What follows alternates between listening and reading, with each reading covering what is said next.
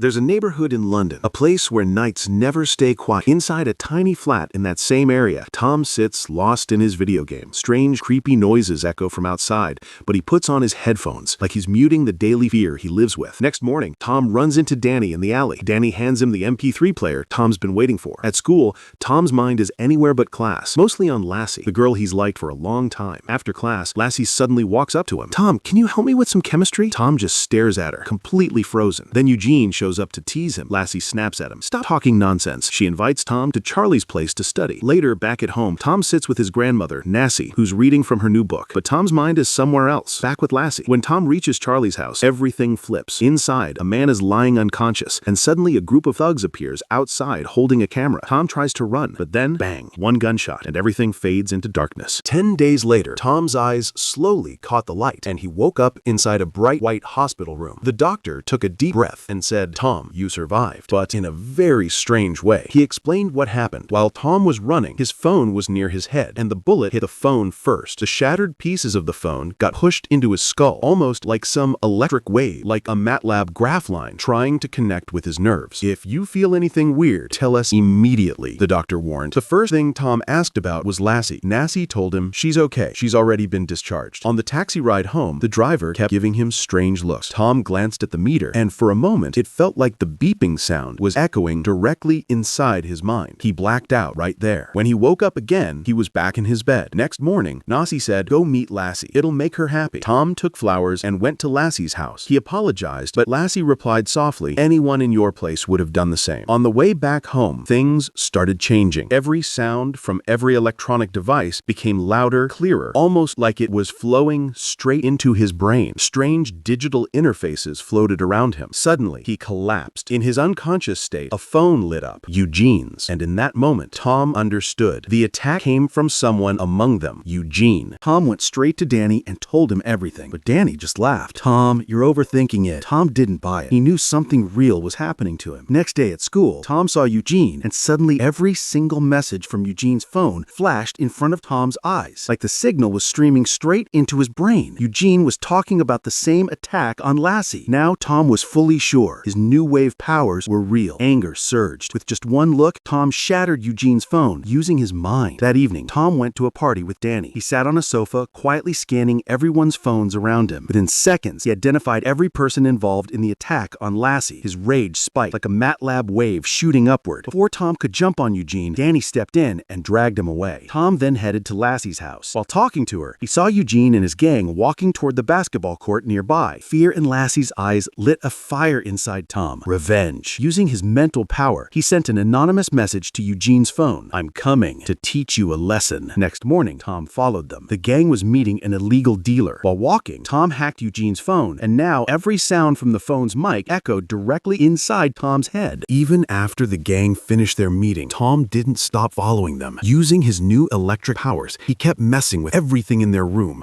Lights flickering bright, music blasting out of nowhere. The whole place turned into one chaotic electric wave of fear and panic. Meanwhile, Tom messaged Lassie again from that same unknown number. "I'll protect you from the people who hurt you." Lassie panicked. "Who are you? Why are you helping me?" But Tom stayed silent. Next morning at school, everyone was called into the auditorium. A normal presentation had just started when Tom hacked the system with his mind and flashed a private video of Cash, one of the gang members, across the giant screen. The whole auditorium burst into laughter, and Cash ran out in embarrassment. After that, Tom told Lassie everything. She kept asking, "Who's doing all this?" Right then, Lassie texted the unknown number behind Tom's back, and Tom, standing next to her, typed the reply directly from her phone's signal using his mind. Tom asked, "Why did they attack you?" Lassie said, "They wanted my brother to join the gang. He refused, so they threatened my family. When they got the chance, they attacked me." Then she asked the final question, "Who are you?" Tom quickly sent the reply, I can be called I-Boy." A few days later, late at night, Tom and Lassie were walking home when suddenly, blocking the road, stood Eugene and his entire gang. They started mocking Lassie, but their eyes kept shifting to Tom. "Who's sending those messages from that unknown number?" Eugene grabbed Tom's collar in anger. "Tell me the truth. It's you, isn't it?" Tom was about to panic when suddenly every phone around them lit up with a message. "You're grabbing the wrong guy, kid." The entire gang froze. Eugene looked confused. If he's not sending it, then who is? Using that moment, Tom and Lassie ran. But Tom knew one thing clearly. If he didn't act, these guys would never leave Lassie alone. That night, Tom watched watched from a distance. He knew Eugene and his gang were planning to steal a car. As soon as the boys got inside, Tom used his electric powers to lock the entire car from the outside. What's happening? Panic spread fast. Suddenly, the radio switched on by itself, and a distorted voice echoed, "Tell me, who's the leader of your gang?" Silence. Nobody answered. Tom revved the engine remotely, RPM rising dangerously, smoke spilling out, flames building. Cash finally screamed, terrified. Cuts is our leader.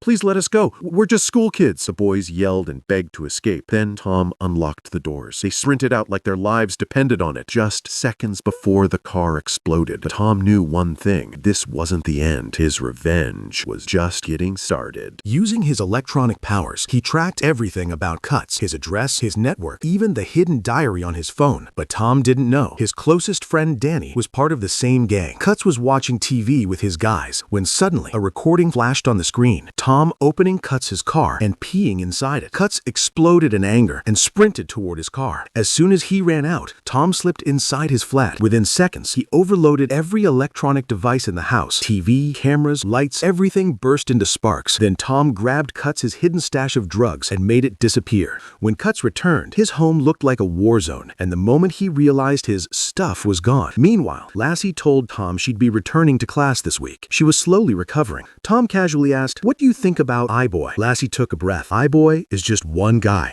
and one guy can't change this whole place. These little revenge tricks don't fix anything. If crime has to go, it has to go on a larger scale. Her words hit Tom like a lightning strike. Right then, he made up his mind. He'd clean this neighborhood once and for all. He already knew every criminal's name. At night, he slipped into their homes, manipulated their gadgets, and planted Cuts' drug packets inside their rooms. Then he tipped off the police with exact locations. Raid these places, you'll find drugs. Within days, dozens of drug dealers were arrested, and the entire neighborhood shook to its core.